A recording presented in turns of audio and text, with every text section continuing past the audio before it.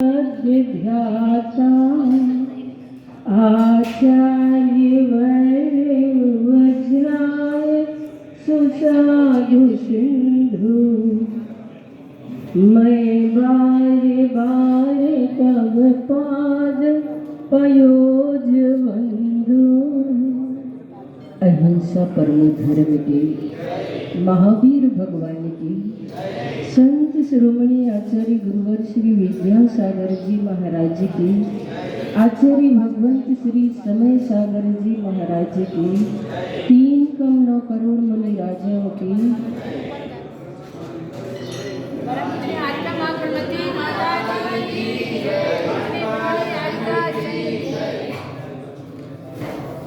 हमारा व्याख्यान नमोकार मंत्र का माहात्म्य, उसका प्रभाव और जाप विधि पर चल रहा है। आज हम उसके प्रभाव और जाप विधि को थोड़ा सा समझेंगे। नमोकार मंत्र आत्मावलोकन कराता है। उसके माध्यम से हम अपने आप को ढूंढ सकते हैं, उसके माध्यम से हम अपने आप को खोजते हैं। नमोकार मंत्र के माध्यम से हम अपने आप को देख सकते हैं। प्रायः होता ये है कि हम दूसरों को तो देखते हैं मगर अपने आप को देखना भूल जाते हैं। इसलिए नमोकार मंत्र का सबसे बड़ा महात्म्य यही है कि वह हमारी सोई हुई शक्ति को, जो सुसुप्त शक्ति है, उसे जागृत करता है, मूर्त और स्फूर्त करता है। शक्ति जागरण का अग्रदूत है नमोकार मंत्र। इस नमोकार मंत्र के माध्यम से हम अपने मालिक बनते हैं। और आप लोगों ने देखा होगा, जैसे ही नमोकार मंत्र का जाप करते हैं हमारा मन स्थिर होने लगता है। क्रोध और उद्वेग जैसी चीज तो इसमें होती ही नहीं है। जैसे ही नमोकार मंत्र का हम जाप करते हैं तो नमोकार मंत्र के माध्यम से हम अपनी आत्मा की ओर पहुंचते हैं और मन में शांति का अनुभव होने लगता है। इसके प्रभाव के बारे में किसी ने बताया कि यह कितना प्रभावी है। वैज्ञानिकों ने ऐसा प्रयोग करके देखा। ग्वालियर में 1000 बार नमोकार मंत्र का जाप का पाठ रखा गया और वहां पर ये देखना चाहा कि ये मंत्र कितना प्रभावी है। 2 गमले वहां पर रखे गए, दोनों गमलों में पौधे रोपे गए। एक गमले में नमोकार मंत्र से मंत्रित जल को सिंचित किया जा रहा था, दूसरे गमले में सामान्य जल को सिंचित किया जाता था। कुछ दिन बाद देखा कि जिस गमले में नमोकार मंत्र से मंत्रित जल को सिंचित किया जा रहा था, वह पौधा अपनी गति से कई गुना बढ़ रहा था। वह पौधा अपनी गति से कई गति में विकसित हो रहा था और जिस गमले में सामान्य जल डाला जा रहा था उसका पौधा सामान्य स्थिति से बढ़ रहा था। इससे पता चला कि यह नमोकार मंत्र सिर्फ प्राणियों पर ही नहीं, प्रकृति पर भी अपना प्रभाव डालता है। और ऐसे प्रभावी नमोकार मंत्र को हम किस विधि से उसका जाप करें, क्योंकि विधि का भी अपने आप में महत्व हुआ करता है। जो कार्य हम विधि पूर्वक करते हैं उसका हमें लाभ मिल जाता है और हम ऐसे ही कर लेते हैं तो उसका पूर्ण लाभ हमें प्राप्त नहीं हो पाता। जैसे यहाँ पर ये चटाई बिछाई गई, विधिवत से फैला दिया गया तो लोग उसका लाभ ले रहे हैं, और ऐसे ही ढेर लगा करके वहाँ रख दी जाती तो 2-4 ही लोग उसका लाभ ले पाते। तो विधि का अपने आप में बहुत महत्व होता है। डॉक्टर अगर ऑपरेशन विधि पूर्वक ना करे तो मरीज की जान ही चली जाए। उसी प्रकार मंत्रों के बारे में कहा गया है। नमोकार मंत्र की एक खासियत है कि नमोकार मंत्र में किसी व्यक्ति विशेष को नमस्कार नहीं किया गया है, किसी तीर्थंकर विशेष को नमस्कार नहीं किया गया है, किसी साधु विशेष को नमस्कार नहीं किया गया है। उसमें व्यक्ति के व्यक्तित्व को नमस्कार किया गया है, व्यक्ति की शक्ति को नमस्कार किया गया है, शक्ति की अभिव्यक्ति को नमस्कार किया गया है। मैंने आप लोगों को बताया था कि शास्त्र, मंत्र शास्त्र कहता है कि बीजाक्षर के बिना कोई भी मंत्र पूर्ण नहीं माना जाता है। बीजाक्षरों के बिना वह मंत्र अधूरा माना जाता है।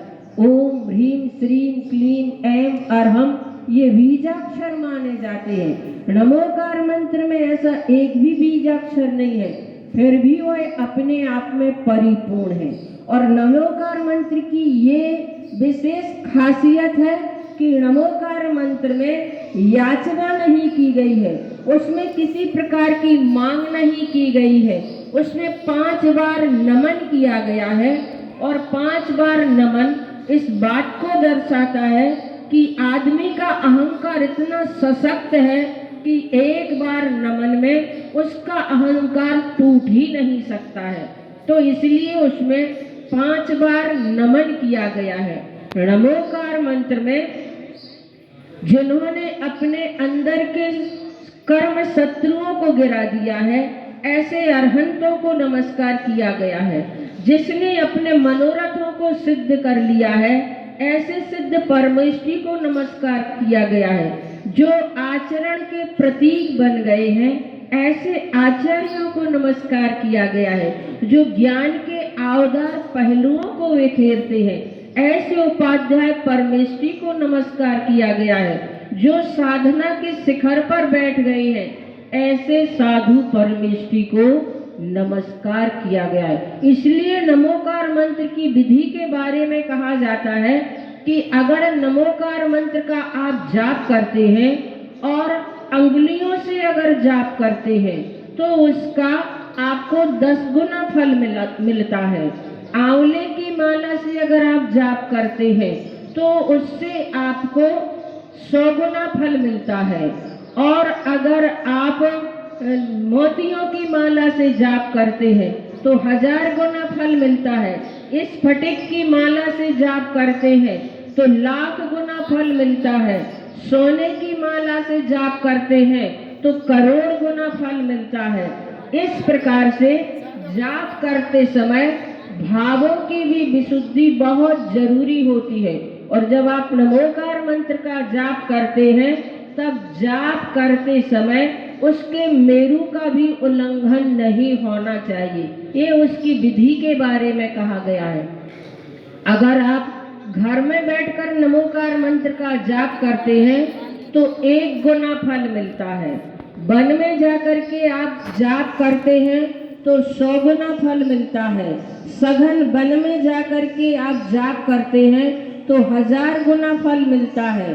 और पर्वत के ऊपर बैठ कर के आप जाप करते हैं तो 10,000 गुना फल मिलता है। नदी किनारे बैठ कर के अगर आप जाप करते हैं तो 1,00,000 गुना फल मिलता है। और जिनेंद्र भगवान के समक्ष बैठकर, जिनेंद्र परमात्मा के समक्ष बैठकर आप जाप करते हैं तो अनंत गुना फल मिलता है। इसलिए कार्य की सिद्धि के लिए अधिकांश लोग मंदिर में आकर के परमात्मा का जाप किया करते हैं। परमात्मा का जाप, नमोकार मंत्र के बारे में मैंने पढ़ा कि इसके जाप करने से हमारी कसायों में मंदता आती है, हमारी कसाएं मंद होती हैं और सफल आराधनाओं में सफलता प्राप्त होती है। अंतिम समय, समाधि के समय नमोकार मंत्र का जाप ही हमारे लिए कार्यकारी होता है। आप लोगों ने देखा होगा, अनुभव किया होगा, सुना होगा कि सेनापति के बिना सेना जो होती है विजय को प्राप्त नहीं कर पाती है। उसी प्रकार नमोकार मंत्र के बिना हम अपनी आत्म विजय को भी प्राप्त नहीं कर पाते हैं।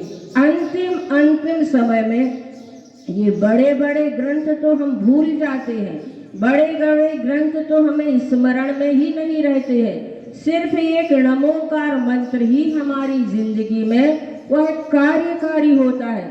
इसलिए इसका संस्कार हमारे जीवन में बहुत अच्छे से होना चाहिए। उठते बैठते सोते खाते पीते चलते फिरते हर स्थिति में आप लोगों ने देखा होगा निर्लोभ सागर महाराज जी, निर्दोष सागर महाराज जी सभी के लिए नमोकार मंत्र के जाप के लिए उसकी जो मशीन होती है उन्हें देते हैं और कहते हैं कि आप इसकी काउंटिंग करो कि दिन भर में आप कितनी जाप कर सकते हैं।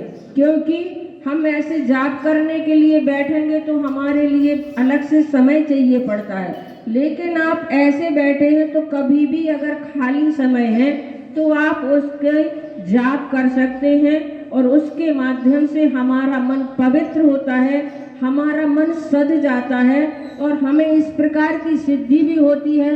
हम जो विचार करते हैं फिर हमारे अंदर इस प्रकार की भावनाएं सशक्त हो जाती है कि कार्य हुए बिना रहता नहीं है।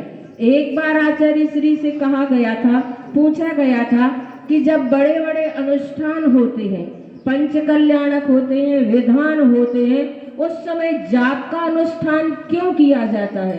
तो आचार्य श्री ने बताया था कि जिस प्रकार रणांगण में कूदने से पहले योद्धा अपने हाथ में ढाल और कवच आदि को लेकर के कूदता है, उसी प्रकार नमोकार मंत्र हमारे लिए उस समय ढाल और सुरक्षा कवच का काम करता है।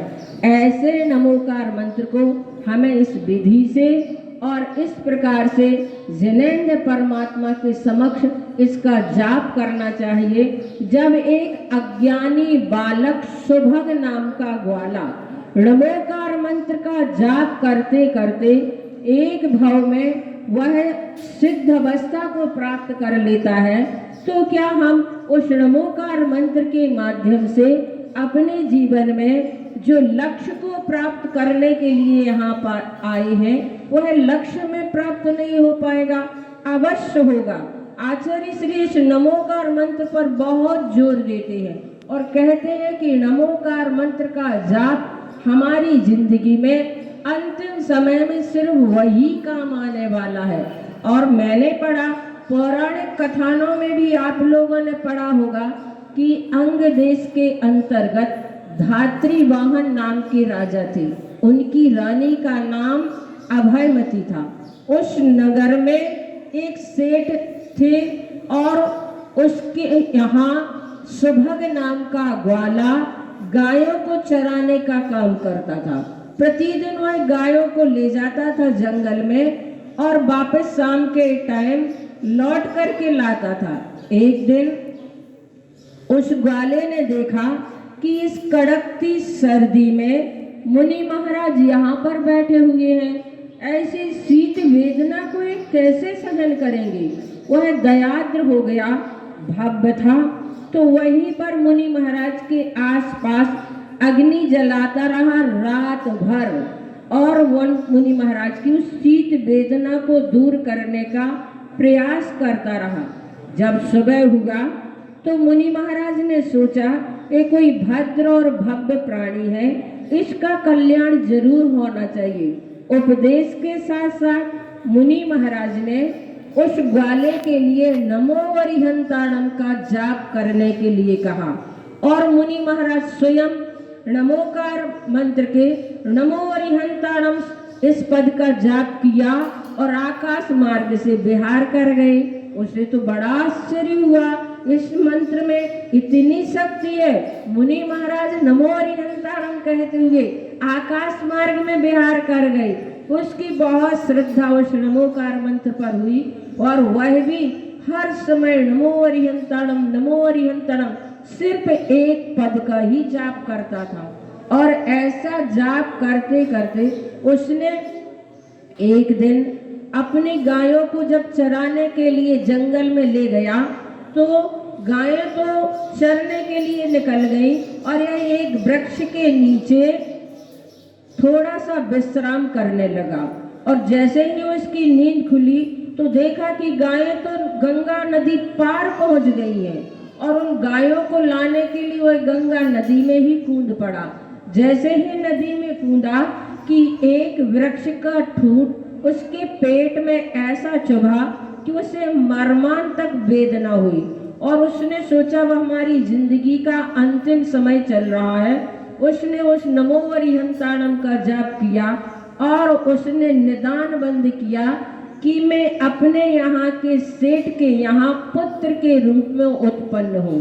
तो वह मरण करके उस सेठ के यहाँ जन्म लेता है वह सुभगवाला, जिसका नाम वह सेठ जो जिनके यहाँ वह ग्वाला का जन्म हुआ था उसका नाम सुदर्शन रख देते हैं। फिर वह आप लोगों ने कहानी पढ़ी होगी सेठ सुदर्शन की कि उन्होंने अपने जीवन में किस प्रकार से वैभव को प्राप्त किया, कैसे सुंदर रूप की प्राप्ति की और दीक्षा लेने के बाद भी उन पर कितने उनके रूप की सुंदरता के कारण उपसर्ग आदि उन्हें सहन करना पड़े। तो इस प्रकार से नमोकार मंत्र के माध्यम से, पौराणिक कथाओं के माध्यम से जब हम इन चीजों को पढ़ते हैं सुनते हैं तो हमारी आस्था और कई गुनी बढ़ जाती है। मैंने पढ़ा नमोकार मंत्र के सिर्फ एक अक्षर को, एक अक्षर नमोकार मंत्र का कौन है? ओम। अगर उसका हम भाव सहित जाप करते हैं, नमोकार मंत्र के एक अक्षर का अगर हम भाव सहित जाप करते हैं तो 7 भाव तक किए जाने वाले संचित पाप कर्म क्षय को प्राप्त होते हैं। और नमोकार मंत्र के एक पद का अगर हम भाव सहित जाप करते हैं तो 50 भाव तक के संचित किए गए पाप कर्म क्षय को प्राप्त होते हैं।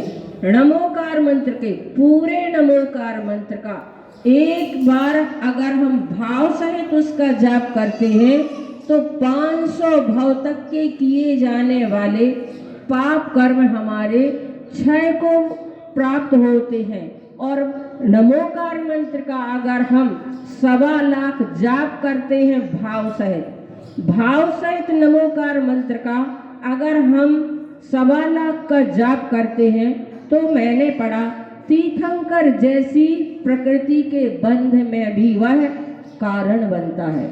ऐसा नमोकार मंत्र हम उसे सामान्य मान करके उसका ऐसे ही जाप करते रहते हैं। पर मैं आप लोगों से कहना चाहती हूँ बड़ी श्रद्धा और आस्था के साथ आप इस नमोकार मंत्र से जुड़े। और नमोकार मंत्र का रंग विज्ञान भी है, उसका बहुत दिलचस्प पहलू इसमें बताए गए हैं। नमोकार मंत्र में रंग विज्ञान से हम कैसे जुड़ सकते हैं। हमारा मन जब इधर उधर भागने लगता है तो इधर उधर भागते हुए मन को एकाग्र करने के लिए हम अपने शरीर में कौन से स्थान पर कौन से परमेष्टि को कौन से रंग में स्मरण करें। इस प्रकार से भी इसमें नमोकार मंत्र के बारे में बताया गया है, जिससे हमारा मन एकाग्र होता है, स्थिर होता है।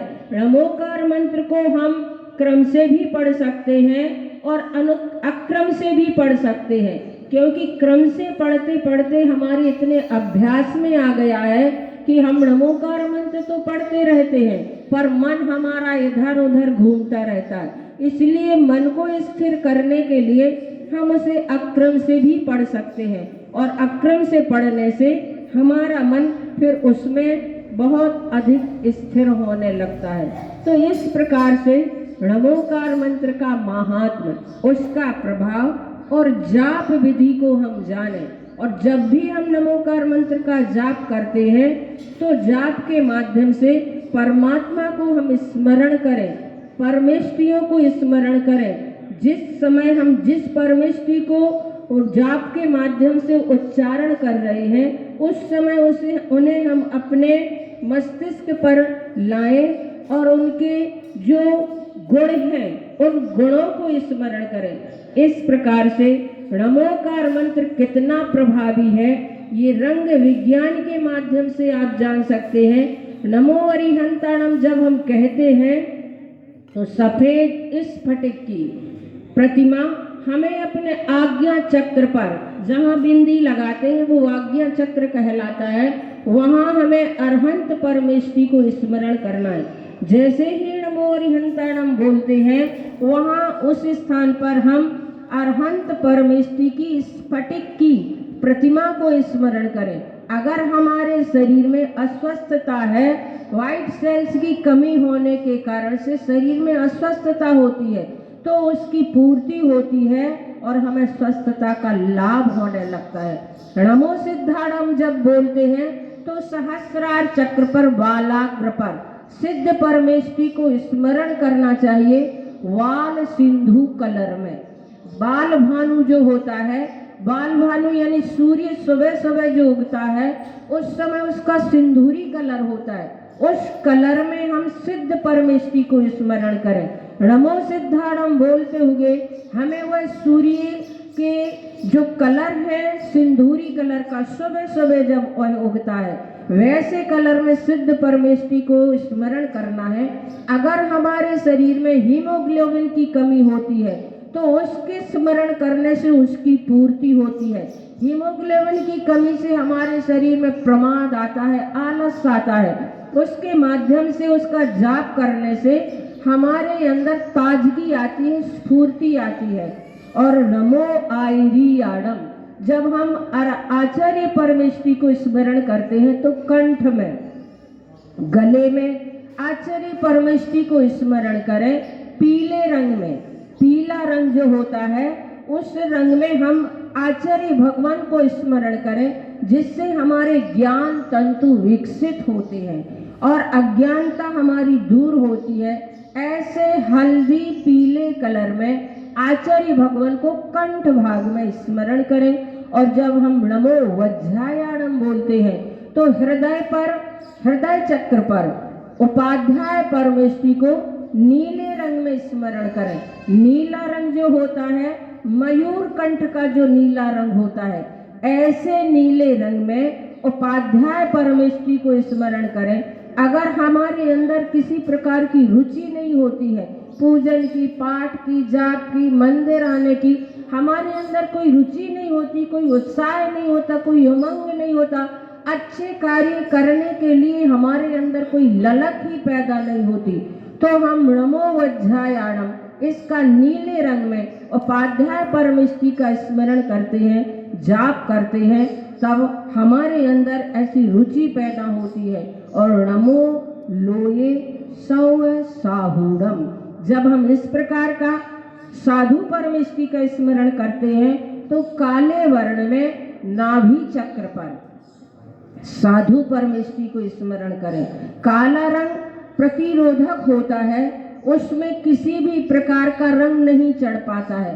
काले रंग के ऊपर हरा, लाल आदि रंग डालेंगे तो वह अपने आप में ही समा लेता है। इसी प्रकार साधु परमेष्टि के पास किसी प्रकार के उपसर्ग परिचय आते हैं तो उसे समता से सहन कर लेते हैं। समता से सहन करने के प्रतीक स्वरूप काले रंग में हम साधु परमेष्टि को स्मरण करते हैं। नमोकार मंत्र के उच्चारण के बारे में भी, नमोकार मंत्र का उच्चारण जो किया जाता है नमो अरिहंताणम, नमो अरहंताणम, नमो अरुहंताणम, इस प्रकार से तीन रूप में तीन प्रकार के पाठ हमें नमोकार मंत्र के जाप करने के अरिहंताणम के मिलते हैं। नमो अरि यानी जिन्होंने कर्म रूपी शत्रु को नष्ट कर दिया है। नमो अरुहंताणम रोह धातु उगने के अर्थ में आती है, जिन्होंने कर्म रूपी बीज को समाप्त कर दिया है, ऐसे अरहंतों को नमस्कार करते हैं। और नमो